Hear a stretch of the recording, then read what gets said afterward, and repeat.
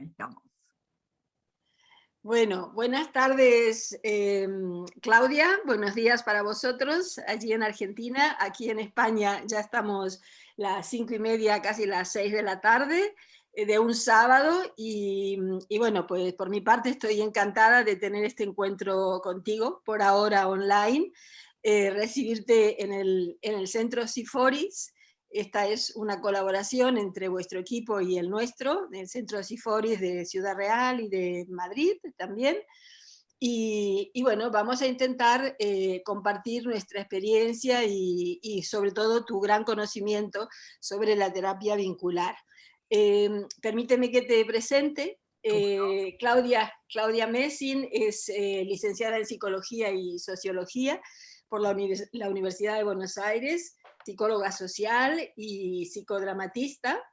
Ella está en Buenos Aires, vive en Buenos Aires y trabaja en Buenos Aires. Es presidenta de la Sociedad Argentina de Terapia Familiar, autora del abordaje vincular familiar en orientación vocacional y directora de la Escuela de Posgrado en Orientación Vocacional y Terapia Vincular Familiar. Es codirectora del Instituto de Terapia Vincular Familiar y desde el año 1995 se dedica a la investigación acerca de la simetría del niño con el adulto, ¿no? Con un cambio psíquico estructural y sus consecuencias a nivel emocional, educativo, vocacional y social. Este es uno de los temas principales que vamos a tratar hoy, ¿no? Realiza capacitaciones. Claudia realiza importantes capacitaciones tanto con padres como con educadores, profesionales, y ha sido convocada por numerosas instituciones públicas y privadas, tanto en Argentina como en Chile, en Bolivia, en Brasil. Y bueno, pues es muy conocida por este tema muy novedoso, con un gran aporte a la psicología. Es autora de unos cuantos libros, de los cuales, bueno, yo me he hecho propietaria, porque he conseguido que me los envíe desde Buenos Aires. Por ejemplo, el libro sobre terapia vincular familiar, un nuevo abordaje de las sintomatologías actuales, cómo sienten y cómo piensan los niños hoy, por qué es tan difícil ser padres hoy, la simetría entre padres e hijos y la desmotivación, insatisfacción y abandono de los proyectos en los jóvenes. Esto tiene que ver con la orientación vocacional. Todos ellos de extrema utilidad, tanto para los profesionales como para los padres y para los jóvenes. Y ya con esto, Claudia, yo te entrego la palabra. Creo que nos deberías empezar por explicar qué es la terapia vincular y bueno, cómo se gestiona esto.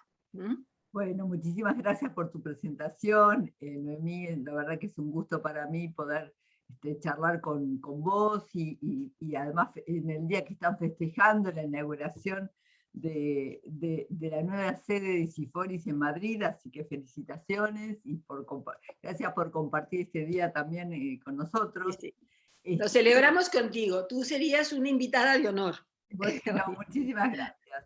Bueno, Sí. le voy a compartir con la audiencia y contigo qué es esto de la terapia vincular familiar, porque surge, la terapia vincular surge en 1989 a través de un grupo de profesionales preocupados por el tema de la simetrización en los vínculos familiares.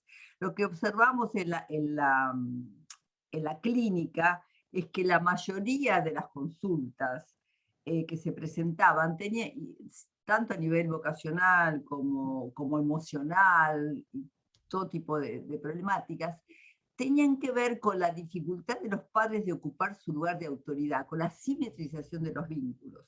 Esto nos preocupó mucho y vimos en ese momento la relación directa entre la falta de jerarquización de los vínculos familiares y las distintas problemáticas que surgían en la consulta. A partir de ahí es que nos decidimos armar un abordaje vincular familiar que tiene por objetivo la reubicación de los hijos como hijos en la estructura familiar, cualquiera sea la edad. O sea, la diferencia entre la terapia vincular y otras terapias psicoterapéuticas, psicoanalíticas. Nosotros tenemos una base psicoanalítica de la teoría de la comunicación, de la psicología social, del lenguaje emocional y corporal. O sea, digamos, nuestro abordaje es una confluencia de distintos aportes, de la teoría de la comunicación, de toda la importancia de lo transgeneracional, pero nos diferenciamos de otras corrientes psicoterapéuticas en que tenemos una direccionalidad en el proceso, y esa direccionalidad es lograr que la gente recupere su lugar de hijo para el abordaje de las distintas problemáticas, sintomatologías que los aquejan, tanto en la familia como a nivel personal, como a nivel de pareja, como a nivel familiar.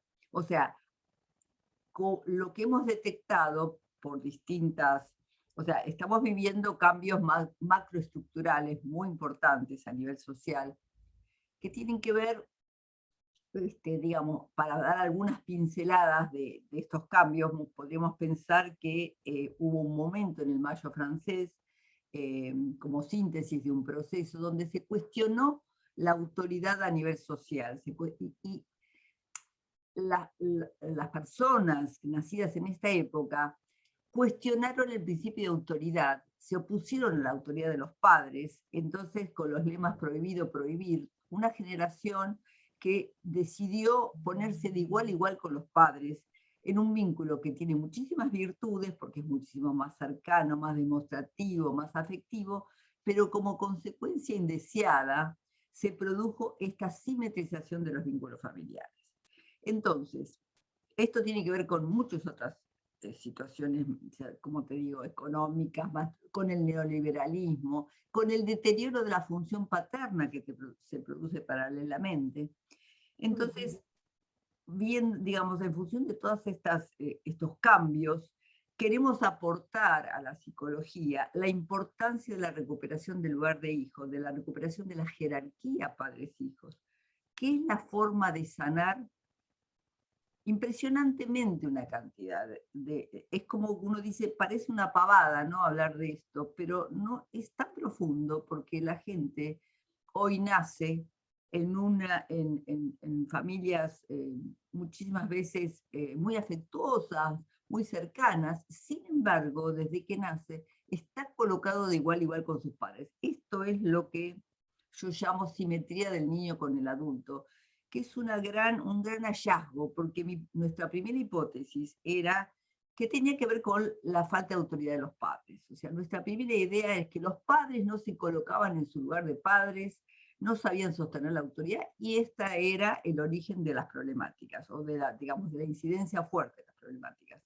Y perdona, y del gran perjuicio que eso va a causar en el desarrollo de los niños. Por supuesto. Porque aquí lo estamos planteando, lógicamente, ¿no?, como esa dificultad a nivel de los padres, ¿no?, pero cómo eso va a tener una repercusión enorme en el desarrollo de una personalidad sana en los hijos, ¿no? Es que justamente, Noemí, mi primera investigación, la segunda investigación que yo hice es con 84 familias y 156 jóvenes y niños que venían a la consulta. Y en todas esas consultas el problema era la paridad entre padres e hijos en los vínculos familiares.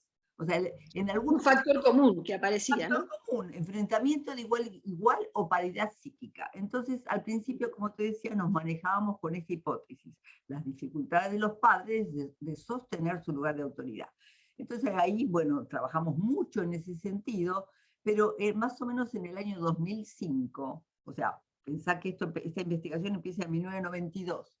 En el 2005, escribiendo mi primer libro de motivación, insatisfacción y abandono de proyectos en los jóvenes, descubro que la paridad psíquica entre padres e hijos tiene una base estructural, o sea, es un cambio psíquico involuntario que no tiene que ver solamente con las dificultades de los padres de ejercer la autoridad, pero sí la agrava, sino que tiene que ver con un cambio estructural. O sea, los chicos desde que nacen copian a sus padres como si estuviesen frente a un espejo, y a partir de ahí quedan ubicados en paridad psíquica, y esto no se conoce todavía a nivel social. Entonces, esto tiene infinitas incidencias a nivel educativo, a nivel emocional, a nivel social, a nivel cultural, a nivel psíquico, a nivel, digamos, de las problemáticas psíquicas, porque estamos hablando y criando chicos que desde muy pequeños creen en su propio criterio, confían en su propio criterio y sienten cualquier indicación de los padres como autoritarismo y piensan, ¿por qué voy a hacer yo lo que vos me digas? ¿Por qué vos me tenés que decir cómo se come el helado? Si vos tenés frío, abrigate. O sea, el chico hoy, desde que nace y desde todas las edades, necesita imponer su criterio porque cree que si no es avasallado, desvalorizado, ninguneado, no querido.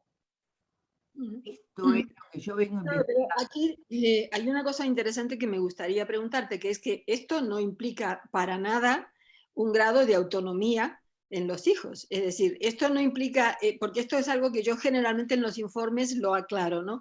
Esta actitud, lejos de tener que ver con un grado de madurez en los hijos, es todo lo contrario. Al Todo final lo terminan contrario. siendo más dependientes, ¿no? Claro, porque la paridad psíquica está acompañada, Noemí, de una falta de individuación. Yo te Exactamente. copio y me quedo funcionando como con mis padres, Sería porque como una puede ser simbiosis. parte de Es, una simbiosis. claro. Entonces, por eso la maduración es tanto más lenta. Los jóvenes tardan tanto más en desarrollarse, en encontrar su vocación, en encontrar su independencia, porque es mucho más costosa en todas las familias este proceso de individuación. Y el tema es que los padres no saben cómo conseguir su lugar de autoridad nuevamente. Esto es el trabajo que me ¿Cómo imagino. separarse ¿Cómo de se los hijos? hace con niños simétricos? ¿Cómo hace con niños que se ofenden tanto? ¿Cómo hace niños que hacen berrinches incontrolables con cualquier intolerancia a la frustración? Entonces, lo que nosotros proponemos desde la terapia vincular y desde el abordaje de la simetría es aprender a hablar con estos niños, aprender a respetarlos, a comunicarnos sin perder nuestro lugar de autoridad, pero que no, ya deja de ser una autoridad directiva, indicativa, para ser una autoridad que aprende a confiar en los chicos y ¿sabes a qué, Noemí? A pedirles ayuda. La gran Claro, herramienta que tenemos como padres, como educadores, incluso como terapeutas, es pedirles ayuda al otro, hacerlos sentir importantes, valiosos, hacerlos participar en la vida cotidiana y sobre todo conmoverlos, explicarles que los necesitamos. Fíjate que esto es un cambio muy importante porque requiere que los padres también conecten con sus limitaciones, con su vulnerabilidad, con su no poder todo, para pasar a darle lugar a este chico en la educación cotidiana, para que participe eh, y mostrarle su necesidad. Pero ¿qué pasa? El adulto de esta época también nació en tiempos de simetría. Entonces también le cuesta mucho conectar con sus propias limitaciones y también se exige todo, ser el mejor profesional, estar perfecto, tener los mejores hijos, mandarlo a los mejores colegios. Desde que nace está pensando en qué colegio mandarlo para que el chico participe en la carrera del éxito. O sea, es tanta la autoexigencia y la falta de conciencia de las limitaciones en los adultos como por momentos en los niños. Entonces se da este choque donde los padres tienen que reconocer sus límites, sus limitaciones, y ahí viene lo de recuperar el lugar de hijo, porque un adulto que es capaz de conectar, que también es hijo, que también necesita de sus padres, que también hay una diferencia, que también se siente solo, que también necesita del otro, no solamente de los padres, sino también de los hijos para colaborar, para crecer, para construir. Entonces pasamos a un modelo mucho más cercano y democrático, pero también donde los padres tienen que ser más firmes que nunca. Fíjate que la firmeza para no claro, porque en dejarse realidad manipular. esa actitud de los padres termina siendo una actitud insegura, ¿no? Es decir, no termina siendo realmente una actitud que se sostiene desde, No pueden, porque cuando ponen límites autoritarios terminan cediendo, o sea, pasan del autoritarismo al laissez-faire, al dejar hacer, porque no saben qué hacer. Entonces, lo primero es conocer que estamos con un chico simétrico, entenderlo y saber cómo aprender a respetarlo sin ceder el lugar de autoridad. Todo lo contrario. Pero por eso hay pasos cuando nosotros proponemos nuevos modelos de autoridad con distintos pasos donde primero se le dé el lugar de la intervención. Si no hay posibilidad de que el chico participe, ahí nos ponemos más directivos, porque entonces decimos, si vos no podés colaborar o autorregularte o decidir con nosotros. Bueno, nos estás pidiendo que volvamos a un lugar más directivo, volvemos sin ningún problema. Y también hay un tercer paso, que es que si nada de esto funciona, el paso del retiro emocional.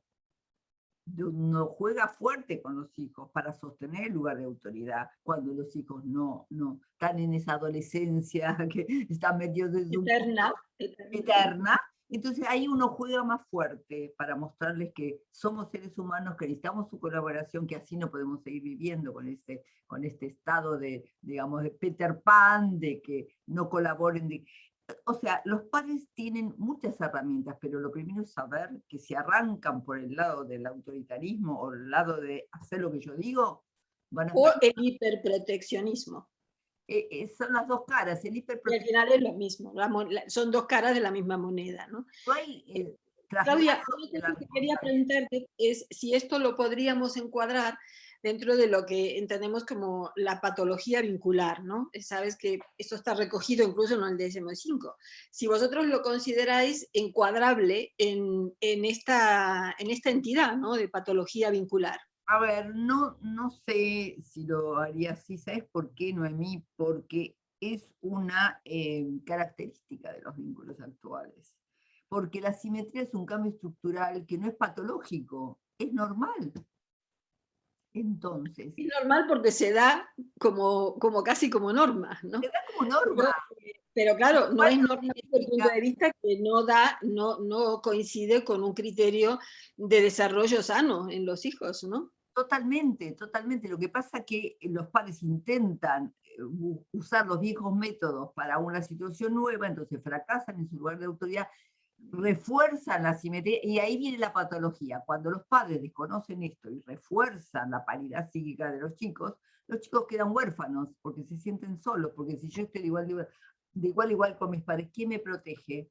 ¿Quién me acompaña? ¿Quién me cuida? ¿Quién me lleva para afuera? Bueno, y ahí viene todo esto de cómo reinstalar la función de límite en la familia, la función paterna, cómo trabajar con toda esta problemática que surge en las familias, de todo tipo de problemas, ¿no? De problemas escolares, de atención, de desmotivación, que son la constante en los Pero consultorios. ese proceso, por lo que decías antes, requiere una fase de retirada emocional. Requiere distintos instrumentos, pasar de los distintos instrumentos que tenemos, que es la comunicación, la intervención, el límite más firme y el retiro emocional como juego de alternativas permanentes. Claro. Entonces, pero esto los padres no lo saben.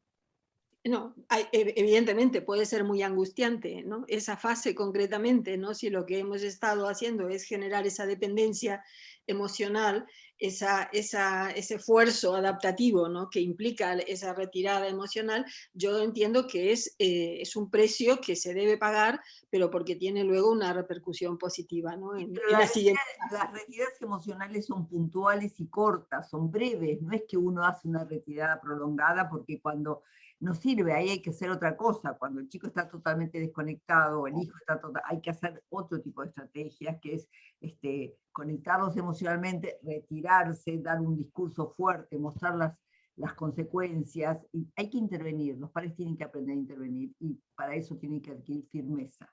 Este es un poco y los padres, y ¿sabes? serenidad. Y mucha serenidad Técnica frente a la angustia, ¿no? y no Que eso firmeza genera porque, angustia en ambas partes, claro, tanto los hijos como los padres, ¿no? claro, lo que pasa es que los padres se fortifican enormemente cuando ellos también reconectan emocionalmente con su propio lugar de hijo. Ahí se fortifican y dejan de estar dependientes emocionalmente de los hijos.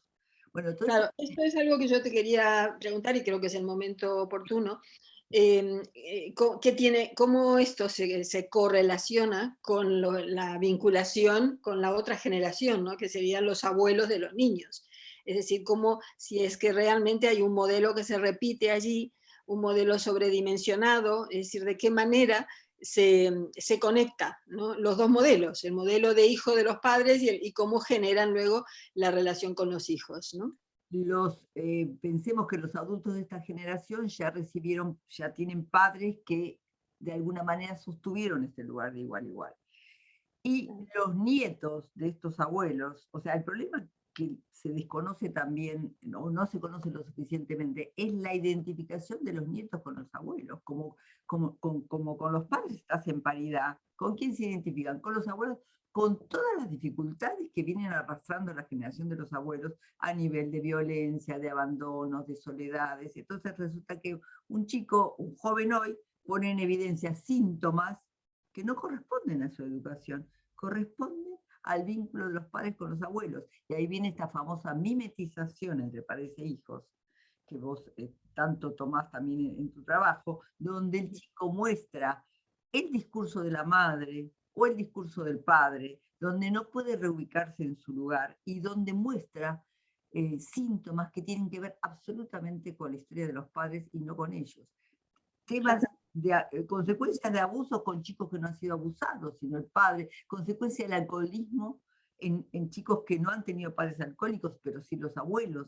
O sea, la identificación con un trauma. Con un trauma transgeneracional de los abuelos. Entonces, cuando nosotros trabajamos para que los hijos recuperen su lugar de hijos y los padres recuperen su lugar de hijos, vamos reordenando esta trama transgeneracional tan dañada y tan dificultada por la cultura, por los cambios que te estoy diciendo, estructurales, por la simetría y por el fracaso de la función paterna a nivel social, a nivel general.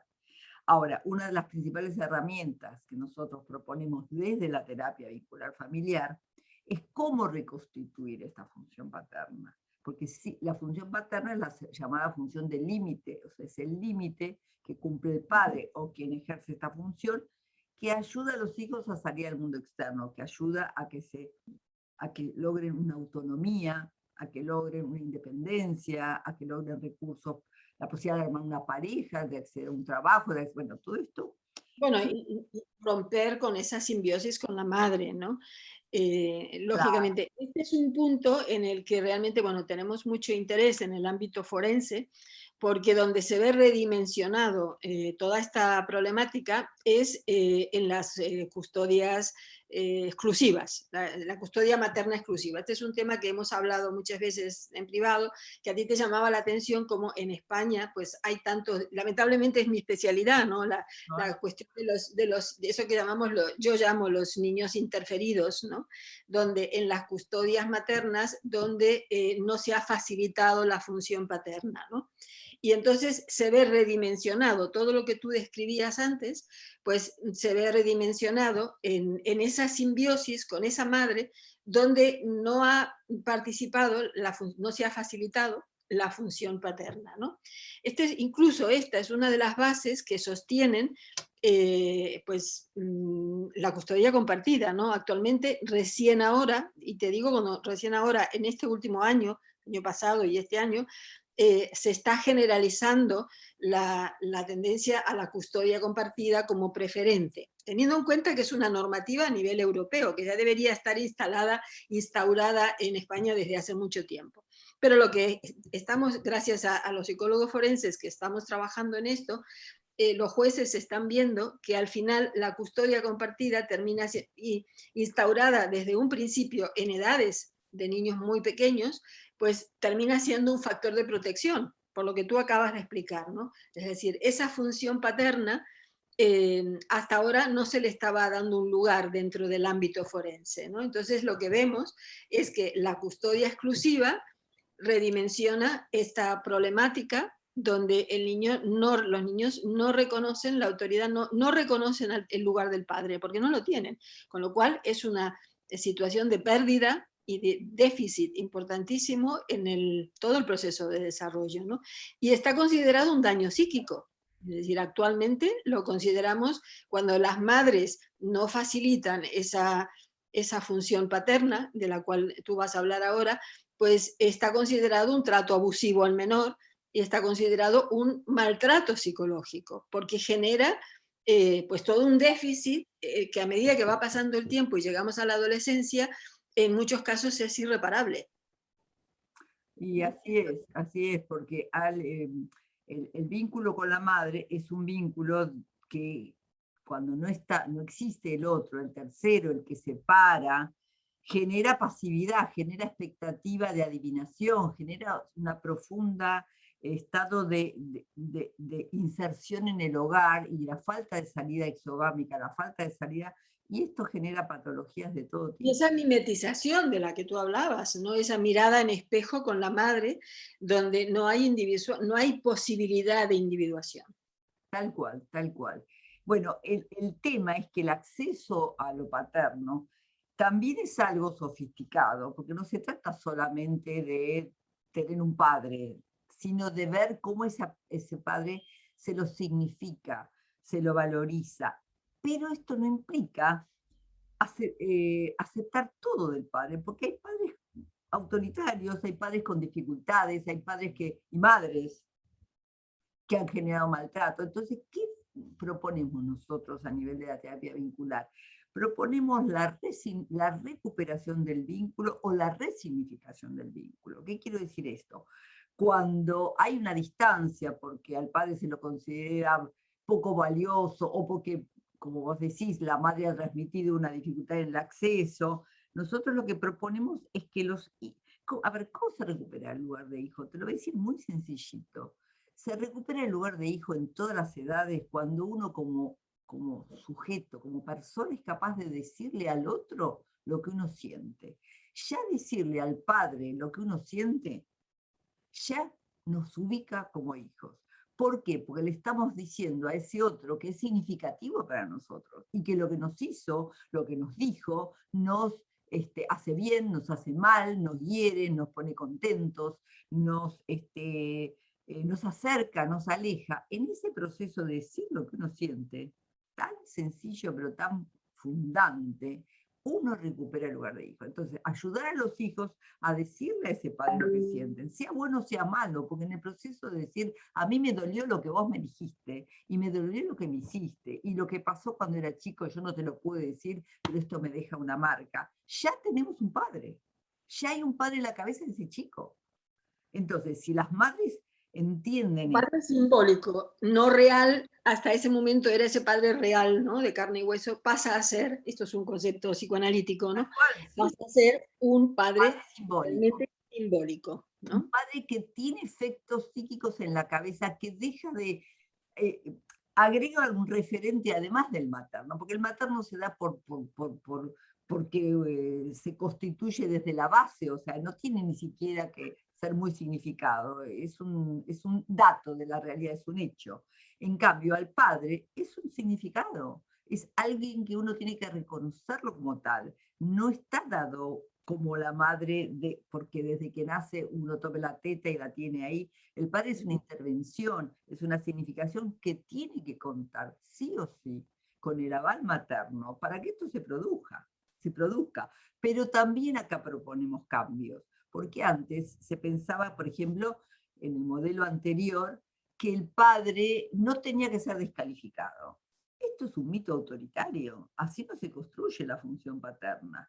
El padre es alguien que tiene que también aprender a pedir disculpas, a incluir los deseos de la madre, no la percepción materna. Estoy hablando en un modelo más o menos tradicional. La mujer es acá en Argentina por lo menos, ¿no? La mujer es perceptiva, dice lo que hay que hacer, él le pide ayuda al marido y el marido dice, no me digas lo que tengo que hacer, yo lo hago a mi manera, yo intervengo a mi manera. Entonces, no pasa nada, porque cuando interviene a su manera, los chicos lo expulsan porque ve que el padre expulsó a la madre, entonces la conclusión es que no hay padre. En cambio, si se ponen de acuerdo, acá en Argentina, te digo el modelo tradicional, después hay 1000 variantes, pero en general no solamente en Argentina, hay una tradición de la mujer de percibir a los hijos, tienen muchísimas madres, por lo menos acá, mucha más conexión con los hijos para ver la sutileza.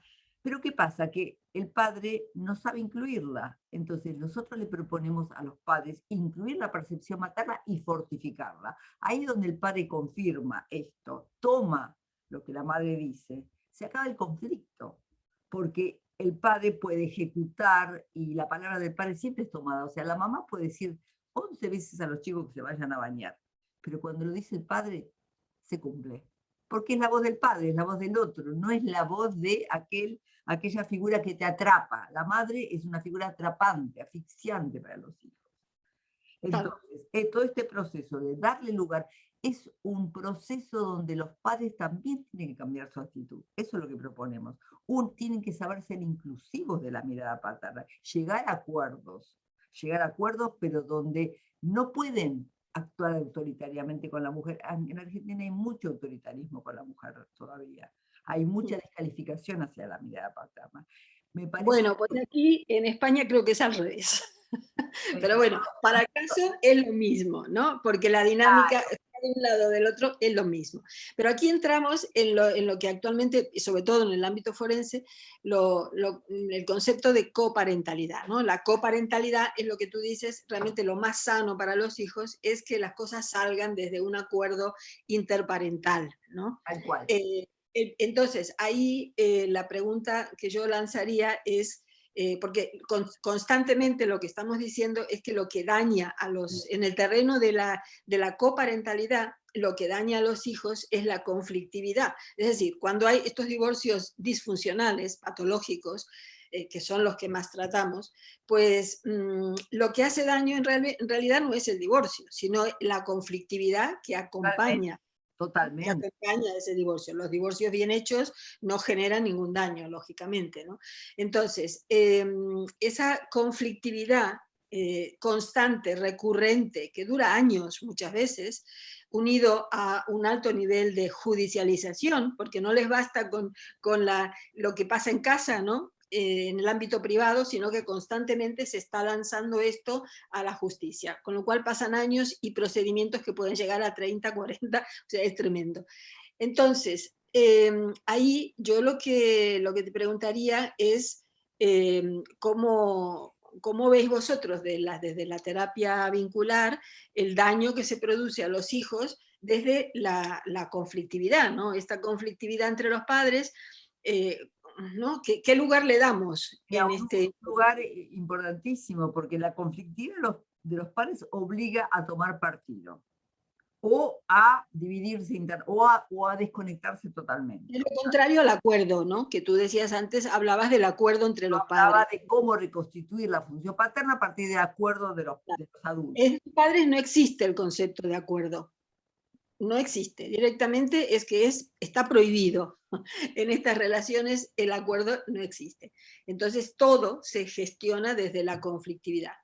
Claro, claro. Entonces, lo primero es saber las marcas que dejan en los hijos un vínculo de padres conflictivos que les impide a los hijos unir la pareja de padres en la cabeza, con lo cual están destinados a quedarse solamente en la díada, con lo cual no pueden armar pareja, no pueden entregarse un trabajo. Si se quedan solamente del lado del padre, por ahí pueden tener algún tipo de actividad en el ámbito laboral, pero no van a poder hacer pareja. Si se quedan del lado de la madre, no van a poder salir para afuera, no van a poder armar pareja, no van a poder estudiar, no van a poder crecer como sujetos, van a quedar totalmente subsumidos en un vínculo simbiótico. Entonces, A través de una alianza, ¿no? La alianza con la madre en este la caso. conflictividad deja a los hijos, que ya te dije, o en una alianza con alguno de los dos. La madre es autoritaria, el hijo va a ser autoritario. Si el padre es autoritario, el hijo va a ser autoritario, o va a buscar vínculos autoritarios que lo reemplacen.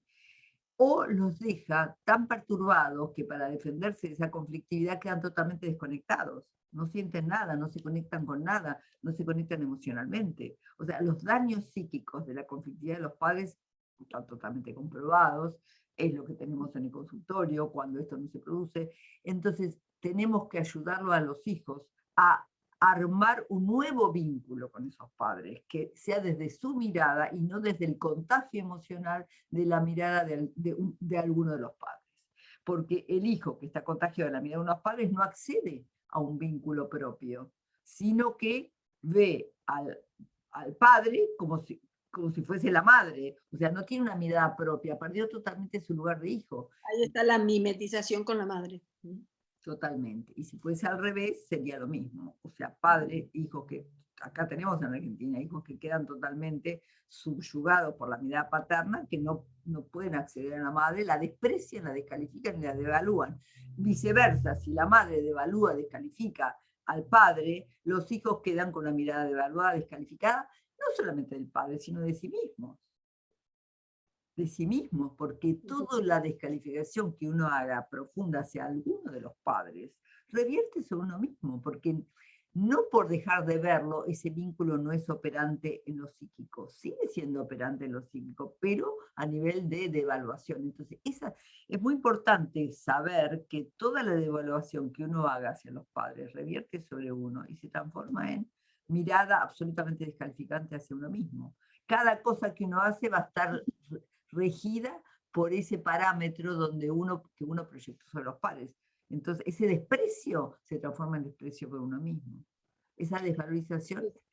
Es tan importante esto que hay que señalar que está recogido por las normativas, ¿no? Por las leyes. No sé en Argentina, pero aquí en España, por ejemplo, esta conflictividad recurrente a lo largo de los años, bueno, pues primero que requiere intervenciones. La misma Administración de Justicia tiene que promover determinados recursos de protección de los menores, ¿no? En el ámbito de la mediación, que no funciona, porque la mediación, como bien sabéis, pues es voluntaria y es confidencial. En estos casos es un recurso que no es viable ni aplicable. Entonces, tenemos un nuevo recurso que proviene de Canadá, entra a España desde Cataluña, ya hace unos cuantos años, y se está implantando ahora, que es la figura del coordinador de la parentalidad. Es una figura que recoge estas problemáticas y otras, ¿no? Pero sobre todo estas, lo que vemos es que la mayoría de las resoluciones judiciales se orientan a la revinculación de hijos con padres. En el 90% padres varones, ¿no? Es decir, son custodias maternas que han impedido lo que decíamos antes, ¿no? Cuando este recurso aún así no funciona, porque a veces cuando nos encontramos con niños adolescentes, no, ya es demasiado tarde, el paso siguiente, y esto creo recordar que hemos hablado de algún caso contigo, el paso siguiente es que recurrimos a la administración, a los servicios sociales, al ámbito de familia, de infancia y familia, porque hay una ley que recoge que cuando los hijos están en esta situación, se los declara en situación de riesgo, no de desprotección, que sería el último estadio, en situación de riesgo. Entonces, las entidades públicas tienen obligación de intervenir con estas familias de manera coercitiva, no voluntaria, sino que están obligados a hacerlo, primero a través de la coordinación de la parentalidad. Si eso no funciona, como hay algunos casos que no, van directamente a los servicios sociales y están obligados.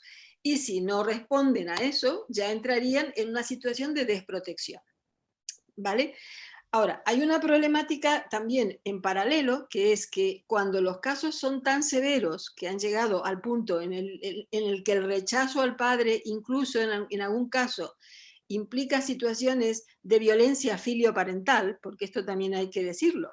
Es decir, tú hablabas que realmente hay esto. Sí, sí. claro, el hijo que está identificado con el progenitor más dominante, lógicamente, o el abusador, va a ser también un abusador, ¿no? Tal cual. Entonces, aquí lo que vemos es que hay una situación de humillación tal hacia el otro progenitor, donde se queda en una situación de indefensión total, ha estado allí, en ese lugar de indefensión mucho tiempo, y entonces los hijos se consideran, como claro, están identificados con el modelo materno que ha hecho ese trabajo previo, entonces ya tenemos que hablar de violencia filioparental, ¿no? Las entidades públicas se tienen que hacer cargo de esto, ¿no? Es decir, no es lo mejor, evidentemente. No es lo mejor. Yo si tuviera que elegir, elegiría pues una terapia como la vuestra, ¿no? Pero a nivel social, lógicamente, Claro, tiene lo que que haber... pasa cuando intervienen así, interviene la justicia, ¿qué éxito tienen? ¿Qué pueden lograr si no hay un trabajo terapéutico profundo? A ver, la experiencia que yo tengo en los modestos, en la modesta estadística que voy llevando, pues cuando estamos en casos tan severos, no encontramos soluciones. Por ¿Por eso, qué? Voy a explicar por qué. Porque aquí la comunidad científica recomienda a los jueces algo que por lo menos en España no están dispuestos a hacer en la mayoría de los casos. Sí que tenemos jurisprudencia de algún caso que sí se ha hecho, sobre todo en el norte de España, que es que la única forma de trabajar aquí es retirando al menor del entorno donde se ha mimetizado, donde ha sido ese trato abusivo, ¿no? O sea, el entorno materno. Vamos a decir el entorno materno porque es el 90% de los casos, ¿no? Y me quedo corta. Entonces, la retirada de los menores del entorno donde se ha producido esa simbiosis patológica, pues, y no se ha facilitado el acceso a la función paterna, no hay otra solución. O sea, todos los artículos científicos donde se han estudiado estos casos, la única forma de trabajar es retirar a los niños, por ejemplo, en un colegio interno, ¿no? Durante un periodo. Y entregarlos a vivir con el padre. Claro, es que el traslado de la custodia al padre es inviable, porque no están vinculados. Es decir, ¿cómo haces tú para, incluso con un niño de 10 años, o sea, no puedes 10, 12 años llevar a un niño que no está vinculado con ese padre, donde no hay un vínculo. Retiran al niño y ¿qué se hace con ese Claro, niño? entonces se propone la retirada del niño a un entorno neutro, como puede ser un colegio internado. Lo curioso del asunto es que los jueces tienen mucho temor de hacer esto, sobre todo en España. En otros países no, en Estados Unidos, en Canadá se hace, pero porque se sabe el fondo de la cuestión. Y el fondo de la cuestión es que cuesta mucho ese momento de separación del entorno materno, pero luego, pasa por muy poco tiempo, el proceso de vinculación con el padre en ese otro entorno externo es muy cortito y es muy fácil de hacer. Esto es lo que a los jueces les cuesta mucho entender, ¿no? Cuando conseguimos, y tenemos casos en donde sí se ha hecho, incluso aquí en Castilla-La Mancha yo conozco casos que me ha tocado intervenir, en donde se ha hecho y ha durado 2 meses.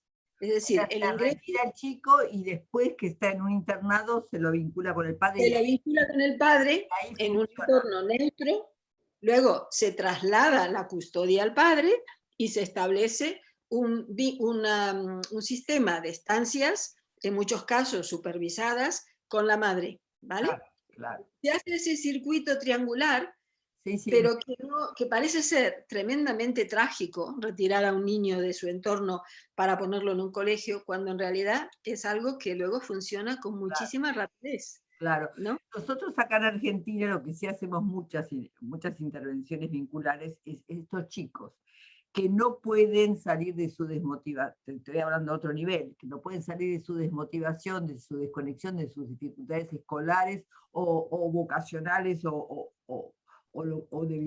cualquier tipo de problemática.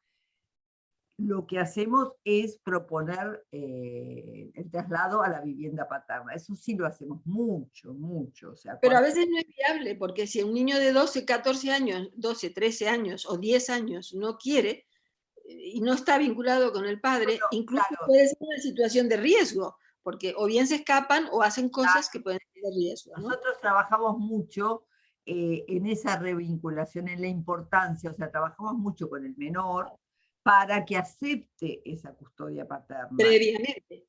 Previamente, y lo logramos, o sea, nosotros Claro, la solución que encontramos en la mayoría de los casos de hay esta casos en problemática. donde se hace eso, hay casos en donde se puede hacer eso y es lo mejor, lógicamente, pero en los casos más severos, Claro, eso bueno, no se podría se hacer, ve que ¿no? cada sociedad procede un poco como de acuerdo a la intensidad y la rigidez de la problemática. Sí, a ver, la instauración progresiva de un sistema de guardia y custodia es lo viable, es lo que debería ser lo normal, ¿no? Sí, Y en muchos casos sí se la- puede hacer. que Pero la- en los que- casos severos es no, necesario retirar al niño, claro, cuando la madre no accede de ninguna manera a darle lugar a este padre, de alguna manera interviene la justicia para ordenarle a la madre que esto suceda, se lo retira a un lugar neutral y desde ahí se hace una revinculación. Acá en Argentina no tenemos ese tipo de casos, por lo menos no que yo conozca. Acá la problemática en Argentina es bastante diferente, la mayoría de las situaciones son de violencia intrafamiliar y de violencia de género, estamos todavía en esa problemática. tratando de lograr vínculos más civilizados, desde el hombre hacia la mujer en general. Estamos mucho con la problemática de maltrato hacia la mujer y bueno, y todas las consecuencias que eso tiene con los hijos. Pero bueno, cada sociedad Por obviamente supuesto. Pero hay responde a sus... tengo constancia de que hay un juzgado en la provincia de Buenos Aires, no recuerdo exactamente dónde, pero en la provincia de Buenos Aires, en la zona sur, en donde Susana Quiroga llevó a cabo, dirigió un programa de intervención con estos niños, donde había sobre todo violencia filioparental y todas estas cuestiones judicializadas, Sí. y entonces ella llevó a cabo durante muchos años, no sé si estará todavía vigente ese programa, de intervención intrajudicial, o sea, dentro del ámbito de justicia. Sí, obviamente no, la justicia interviene acá en muchísimas situaciones, pero no se da tanto esta problemática que vos decís si no interviene en situaciones de violencia intrafamiliar, de género, en fin. Hay mucha violencia todavía en los vínculos acá, y no se da tanto esto, pero bueno, tendrá que ver con, no sé, con la guerra, tal vez con las situaciones históricas que cada sociedad ha pasado, ¿no? Me parece que habría que investigarlo desde lo histórico para ver las diferencias en el tipo de problemática que aparece, porque me parece que, bueno, en España ha habido una guerra civil donde murieron muchos hombres, donde, no sé, me parece que o ha habido mucho maltrato y violencia, no sé, habría que investigar por qué la mujer termina abroquelándose y quedándose con los hijos y excluyendo la figura paterna, ¿no? ¿Ustedes han investigado esto? Bueno, es una pregunta que daría para otro, para otro programa, ¿no? Sí, sí, Es una problemática, pero sí es cierto, a ver, yo me quedaría con que precisamente como cada vez se va complejizando más el fenómeno humano, ¿no? En nuestra sí, cultura, claro, yo creo que hay que incidir, y en eso incidimos constantemente, en el análisis singular de cada caso. Es decir, total. no podemos hacer una mirada, No, no, total, pero no, desde ya, cada desde ya. caso es absolutamente único, ¿no? Lo común sería esta dificultad en la significación de la figura paterna, y también la dificultad de los hombres de ejercer ese lugar, ese rol. ¿Cómo hacer? Esta es una problemática que atraviesa a todas nuestras sociedades, porque el deterioro de la función paterna a nivel simbólico social está totalmente cuestionada. Fíjate vos los fenómenos sociales que existen, los fenómenos libertarios, donde la libertad es hacer lo que cada uno quiera, en contra de la vacuna, en contra de la pandemia. O sea, fíjate cómo la falta de significación del límite se extiende totalmente.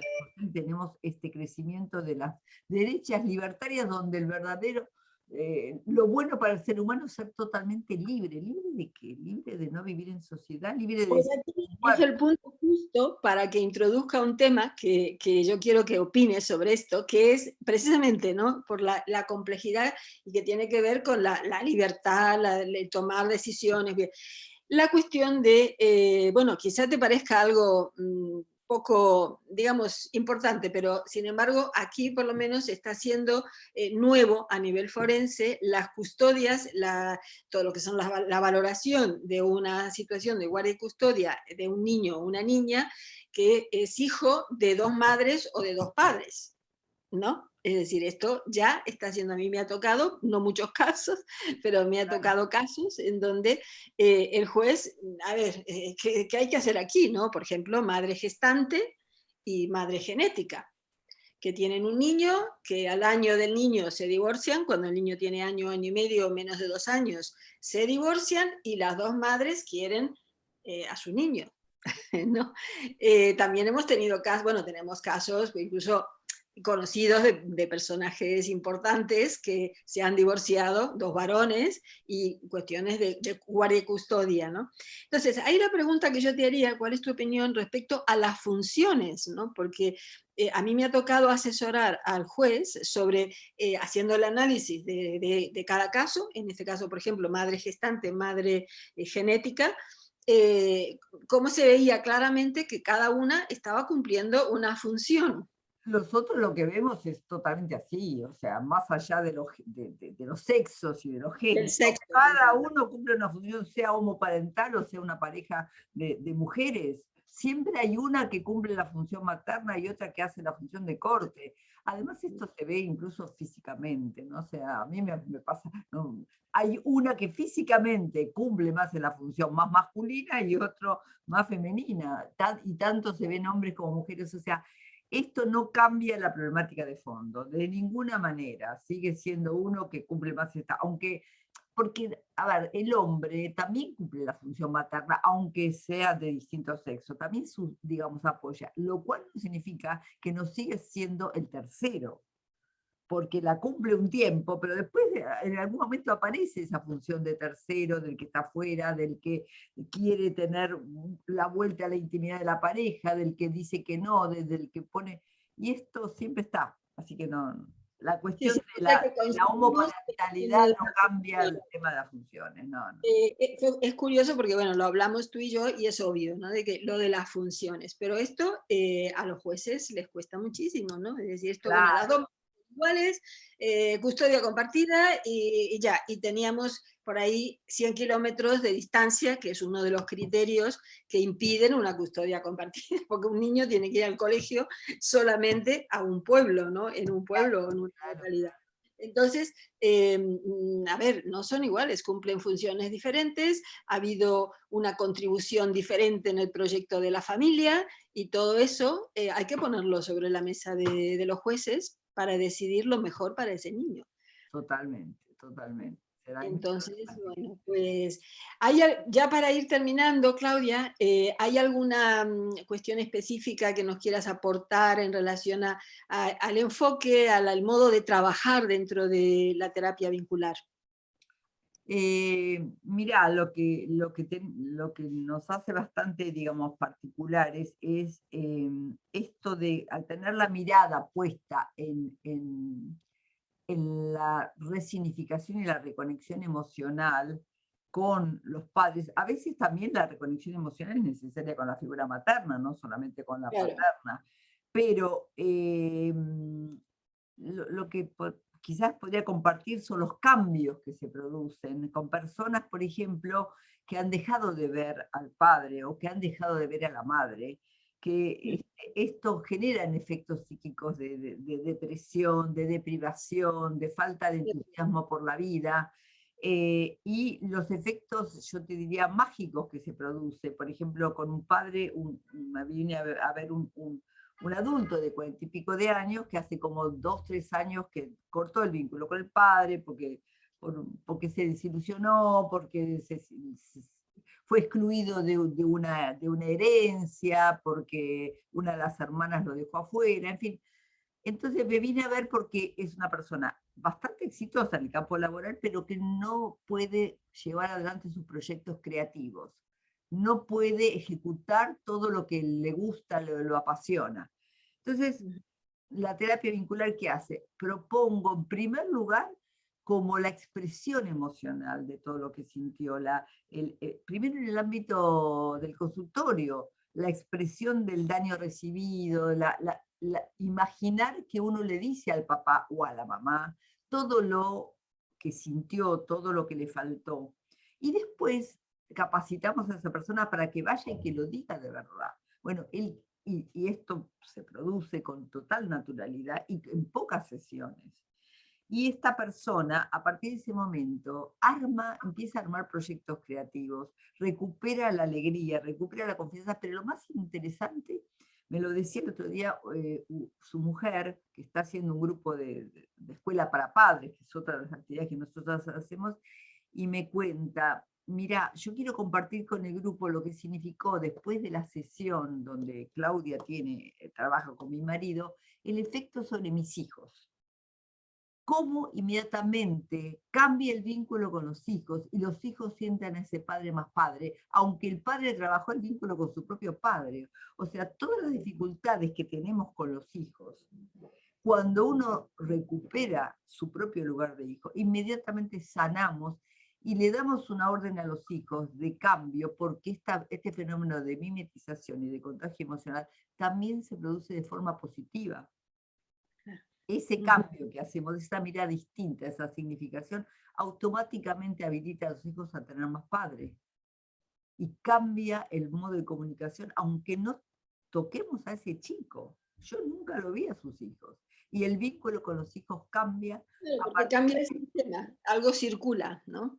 Algo Claro, circula. cambia la energía, cambia la valoración, cambia el espíritu, cambia y eso inmediatamente trae cambios con los hijos. Entonces, yo lo que diría que la terapia vincular tiene ese efecto operativo inmediato de recuperación del vínculo que a través de la terapia psicoanalítica puede tardar años, y no, porque las terapias psicoanalíticas comunes no buscan buscan la comprensión de los problemas, en algún caso se llega al perdón de las dificultades habidas, pero no busca recuperar el vínculo. Y el vínculo no recuperado se reproduce, o sea, todos los vínculos que uno perdió en relación a sus figuras parentales, buscamos sustituirlos, ¿y qué hacemos? Trasladamos la figura materna a una pareja, trasladamos la dependencia hacia los hijos, y todo eso perturba totalmente el esquema familiar. Mientras que cuando uno recupera estos vínculos que son fundantes, todo se ordena a su alrededor. O sea, Claro. yo lo que Se simplemente... equilibra, ¿no? Se produce un equilibrio. Se produce un equilibrio impresionantemente sanador para las tres generaciones, para la generación de los padres con los abuelos y para la generación con los hijos. Y esto a cualquier edad es válido. Entonces, encontramos en esto una operatividad muy grande, lo cual no significa en algunos casos muchísimo trabajo, como todas las terapias, pero que da ese efecto inmediato de dejar de sentirse solos, porque la simetría, como cambio psíquico estructural que decíamos, genera una gran vivencia o fantasía de autosuficiencia, pero por lo tanto de soledad, de hiperexigencia. Entonces los seres humanos ahora están acorralados por sus propias exigencias internas y por las exigencias que toman de la sociedad, y esto genera una presión interna insoportable que termina siendo, en el abuso de ansiolíticos, en ataques de pánico, en exceso de síntomas de todo tipo y color. Las sintomatologías explotan, por lo menos en Argentina, y no solamente en el mundo, en 1990, cuando tenemos la primera generación de chicos simétricos. Ahí explotan, estos son los datos que nosotros manejamos. A nivel de crecimiento de las patologías, por lo menos en Latinoamérica, impresionante. Por ejemplo, en el aumento del metilfenidato, que es el remedio que se da para el déficit de atención y hiperactividad, aumentan a niveles exponenciales en el mundo a partir de 1990. ¿Por qué 1990? Porque en 1970 es la primera generación que cuestiona el principio de autoridad, que rechaza el principio de autoridad a nivel psíquico, a nivel de... Lo hace a nivel de lo real. Las siguientes generaciones lo heredan. Ya heredan la expulsión del principio de autoridad y aparecen las primeras patologías. 1990. Aumento. Es muy curioso porque esto en los casos, lo que vemos, en los casos que analizamos, es que esta ansiedad que aparece en los niños, lógicamente, y entiendo que en los adultos debe ser igual, se hace un juicio atributivo erróneo, ¿no? Es decir, se atribuye esta sintomatología se atribuye en la mayoría de los casos en donde se está intentando reconectar a los hijos con la figura paterna, pues van al médico, piden un certificado médico en donde diga que el niño está, o la niña está sufriendo ataques de ansiedad porque se está intentando obligarle a tener contacto con el padre, ¿no? Es muy curioso porque yo luego me pongo en mi función de coordinadora de la parentalidad, me pongo en contacto con los profesionales, estoy autorizada a hacerlo, ¿no? Por los propios padres.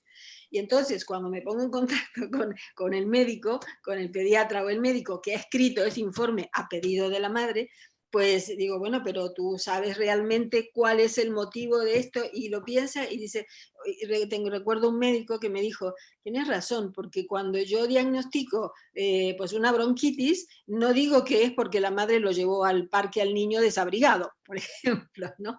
Entonces dice, tienes razón, dice, aquí yo no sé realmente por qué esta niña tiene ansiedad. Claro. Pero la madre dice, tiene ansiedad porque se la está exponiendo, obligando a ver al padre, pues se hace un juicio atributivo erróneo de ese síntoma que no es más que un síntoma provocado por la propia progenitora, ¿no? Claro, claro. Y Y por entonces, la contradicción, los adultos hacen lo mismo, ¿no? Es decir, atribuyen claro, esa sintomatología a cosas superfluas que probablemente no tienen nada que ver con el origen del problema, ¿no? así es. Bueno, este tema da para seguir, pero no quiero... Bueno, pues bueno, yo quiero dejar claro que yo he compartido un curso con vosotros el año pasado. Este año un miembro de nuestro equipo también va a formarse con vosotros prontito. Y yo creo que, bueno, que también es bueno que nos cuentes, ya para terminar, cuáles son los próximos proyectos que tenéis. ¿Cómo no? El primer cuatrimestre, a partir de abril del año que viene, vamos a dictar un curso de terapia vincular familiar, que es un curso muy formativo, muy intenso y breve, relativamente breve, porque son nada más que 10 encuentros de hora y media de duración, sábado cada 15 días, y es un curso altamente formativo. El comentario de la gente que lo hace dice, es mucho. A diferencia de otros cursos que a veces uno se queda con gusto a poco, este curso, si bien es sintetizado, bueno, vos lo has visto, es de intensa formación y de una capacitación muy fuerte en recursos para intervenir y para restituir esta función paterna, este lugar de hijo, la reconexión también cuando hay distancia emocional, o sea, da instrumentos para la recuperación de las funciones en general, porque también trabajamos mucho con todo lo que tenga que ver la problemática de interrupción temprana de esa díada madre-hijo, que también tiene efectos impresionantes y que aparecen muchísimo, porque las dificultades en el apego, lo que hoy se conoce como dificultades en el apego, tienen que ver con la simetría, porque un chico que cree en su criterio y que la madre no puede terminar de cobijarlo y de contenerlo, no genera esa internalización de la función materna que los chicos necesitan. Entonces, esto interviene en todos los síntomas. Hay que conocer la simetría, hay que construir nuevos modelos de comunicación y de contención y de límites, y hay que trabajar para que los chicos vuelvan a tener función paterna en la cabeza, porque si no, los chicos sufren mucho, se sufre mucho. Y los padres también. Los padres también. Ahora, lo que tengo que decir a favor en la Argentina es que los padres están desesperados por recursos, que aman a sus hijos, que quieren aprender y que aceptan los recursos que se dan y buscan recursos. Son pocos los padres que no quieren aprender. Sí, hay padres violentos, hay padres simétricos en el sentido de ser muy autoritarios, de no aceptar otro tipo de escucha que la de ellos, porque la simetría también genera un factor muy desconocido que es la certeza. Ustedes Claro. saben que la certeza es un rasgo psicótico, sin embargo es muy normal en la sociedad simétrica actual tener certeza, que es la convicción en sus propias opiniones, donde el otro no existe y no se le da ningún tipo de validez al otro como sujeto que puede opinar y que puede tener ideas diferentes. O sea que la certeza la podríamos considerar un factor de riesgo en la salud mental, ¿no? Total, total, y es tan común en estas épocas. Claro, porque en realidad la certeza da un sentimiento de seguridad que es inviable para la vida, ¿no? Es decir, cuando tú hablabas de funciones, las funciones de hijo, tal, son funciones para una vida sana, ¿no? Entonces, la certeza te ubica en un lugar rígido en donde es imposible acceder a la realidad como tal, ¿no? En un lugar de omnipotencia y desconexión de la realidad. La realidad la invento yo, como yo digo, y Claro. no existe el otro, no existe el otro como un referente. Sí, sí, además está polarizado. Este es uno de los rasgos que nos permiten identificar claramente los niños con situación de gatekeeping, de barreras parentales o alienación parental. O sea, esa certeza que es absolutamente impenetrable, ¿no? Esto es un factor determinante del riesgo de esos niños y lo que nos lleva a pensar que realmente han sufrido ese maltrato, ¿no? Es decir, esto polariza en todo lo bueno y todo lo malo, todo lo bueno en uno de los progenitores y todo lo malo en el otro, ¿no? Y de ahí no los puede sacar. Y te podría agregar que la certeza es el rasgo común en todas las problemáticas psíquicas, en todos los trastornos emocionales. Claro. Siempre hay una certeza detrás inamovible que el chico armó, que el joven armó y que no puede cuestionar. Entonces hay que Por eso aparece la mover crisis de ansiedad. Cuando se pone en duda la certeza, aparece la crisis de ansiedad. En buena hora. En buena hora. Claro, claro, en buena hora la posibilidad de reflexionar, de cuestionarse, de salir de esa certeza que no da ningún margen en la duda, pero que te aísla, te vuelve autosuficiente, omnipotente y te hace creer que el mundo tiene que responder a vos y que sos el centro del mundo. Y ahí vienen nuevamente los fenómenos libertarios que abundan y que lo convence esta gente que cada sujeto puede ser libre y poner la sociedad a su gusto. Y se acabó la sociedad y crece el individualismo y crece la dificultad para convivir con el otro. Estamos en este mundo complejo y difícil, en el cual tenemos como profesionales necesidad de intervenir cada vez más profundamente con las herramientas que tenemos para producir flexibilidad, humanidad, conciencia de la vulnerabilidad, de los límites y la necesidad que tenemos unos de otros. Y a pesar que constantemente estamos teniendo evidencia clara de esa inseguridad que vivimos, ¿no? Yo haría mención al impacto que ha causado en España y creo que en el resto del mundo lo que está pasando con el volcán en la isla de La Palma, en donde a quién se le hubiera imaginado, yo lo pienso, ¿no? Que un día de pronto, de un día para el otro, tu casa queda tapada con toda tu vida dentro, ¿no? ¿Qué pasa en el psiquismo de esa persona, ¿no? Yo creo que esa persona ya la sensación de certeza la tiene superada totalmente, ¿no? Pero tiene que pasar eso. Claro, pero fíjate que para poder fortificar a los seres humanos en un mundo tan incierto, la recuperación, la reconexión con nuestro lugar de hijos es lo que más fuerza nos da, porque recuperamos nuestro punto de apoyo. Ya no somos hojas al viento. Sí, el viento viene muy fuerte, o sea, hay una intemperie muy difícil, pero si tenemos apoyos en la tierra, recuperamos raíces, y de las raíces somos mucho más firmes, mucho más fuertes para enfrentar un mundo muy complejo. Bueno, me parece que ha sido bueno, con esto muy... nos quedamos. Con tu permiso, que ya está acordado, vamos a compartir esta conversación que hemos tenido, magnífica desde mi punto de vista y que continuará en su momento, pues la vamos a compartir a través de nuestras páginas web, ¿vale?